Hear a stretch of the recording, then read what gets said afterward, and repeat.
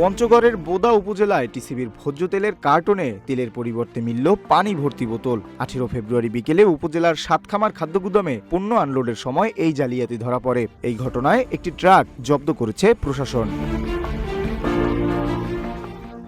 আসন্ন রমজান উপলক্ষে টিসিবির পণ্য নিয়ে পঞ্চগড়ের বোদায় আসে একটি ট্রাক। মেসার্স আনোয়ার ট্রেডার্স নামক ঠিকাদারি প্রতিষ্ঠানের মাধ্যমে ভোজ্য তেল, ডাল ও চিনি সহ বিভিন্ন পণ্য সাতখামার খাদ্যগুদামে পাঠানো হয়। পণ্য আনলোডের সময় শ্রমিকদের সন্দেহ হলে একটি কার্টন খুলে দেখা হয়। টিসিবির স্টিকারযুক্ত 9টি বোতলে তেলের বদলে দেখা যায় পানি ভরা রয়েছে।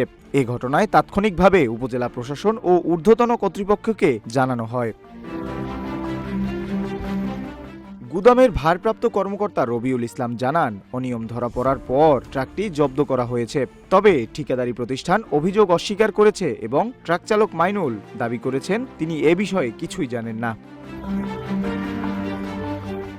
বোদা উপজেলার নির্বাহী কর্মকর্তা জানিয়েছেন, তদন্ত সাপেক্ষে দ্রুত আইনানুগ ব্যবস্থা নেওয়া হবে।